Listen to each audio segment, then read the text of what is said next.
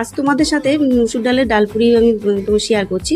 তো প্রথমে গ্যাসটা জ্বালিয়ে দিয়ে একটা সসপ্যান বসিয়ে দিয়েছি, তাতে ডালটা সেদ্ধ করে নেবো।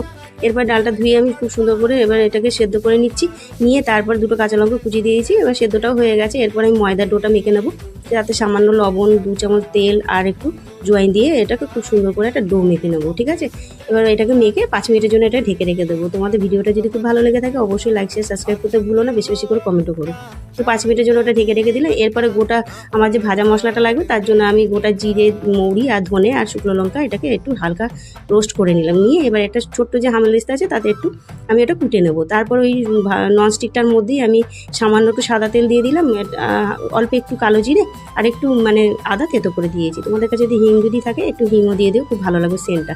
তারপর ডালটা যে সেদ্ধ হয়ে গেছিলো সেটাও ননস্টিকের মধ্যে দিয়ে দিলাম। দিয়ে সামান্য হলুদ, লবণ আর আন্দাজ মতো মিষ্টি দিয়ে খুব সুন্দর করে এটাকে একটা পুর তৈরি করে নেবো। তো দেখো আমি ভাজা মশলাটাও দিয়ে দিচ্ছি এর মধ্যে, দিয়ে ভালোভাবে নাড়াচাড়া করে নেবো। এবার তোমরা এটা সকালে টিফিনের জন্য বা বিকেলবেলা তোমরা এটা তৈরি করে খেতে পারো। অলমোস্ট ডান হয়ে গেছে আমার পুরটা। তারপরে কড়াটা বসিয়ে দিয়েছি, তেল দিয়ে দিয়েছি বেশি করে, এটা ভাজবো বলে মানে ডাল পুরিটা। তারপর আমি যে ময়দাটা যে মেখে রেখে দিয়েছিলাম, রেস্টে রেখে দিয়েছিলাম, সেটাকে এবার ছোটো ছোটো লেচি করে নেবো। প্রত্যেকটা এইভাবে লেচি করে নিয়েছি। এবার লুচির মতো করে বেলে নেবো।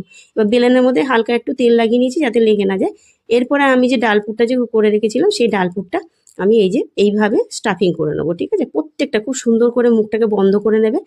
আর ভালো করে মুখটাকে বন্ধ করে নেবে যাতে বেরিয়ে না যায়। আর একটু একটু বেরিয়ে গেলে কোনো অসুবিধা নেই, আমারও বেরিয়ে গেছিলো। এবার হালকা হাতে এইভাবে বেলে নেবো। ঠিক আছে, বেলে নিয়ে এই যে প্রত্যেকটা মানে আমি যে ডালপুরি করেছিলাম এত ভালো হয়েছিল, বিশ্বাস করো। তোমরা অবশ্যই বাড়িতে একবার ট্রাই করো, সবাইকে খাইও, প্রত্যেকে বলবে ভালো হয়েছে। আমি আলুর তরকারি দিয়ে খেয়েছিলাম শুকনো শুকনো, সন্ধ্যেবেলা আমাদের মানে খুব সুন্দর গেছে। তো যাই হোক, তোমরাও এইভাবে তৈরি করে খেয়েও ভালো লাগবে। আচ্ছা, এরপর আমি কী করছি, যে দেখো প্রত্যেকটা এইভাবে এই সেম প্রকারে এইভাবে বেলে নিয়েছি, স্টাফিং করে করে বেলে নিয়েছি। দেখো এইভাবে। ঠিক আছে, আচ্ছা এরপরে না আমি এই যে তেলটা যে গরম হয়ে গেছিলো, এবার এইভাবে একটা একটা করে সব কটা ভেজে নেবো। সব কটা ভেজে নেবো। ঠিক আছে, এই যে আমি মানে লো টু মিডিয়াম ফ্লেমেই আমি এটা ভেজেছি। ভেজে এই যে প্রত্যেকটা এইভাবে ভেজে নিয়ে তুলে নিচ্ছি।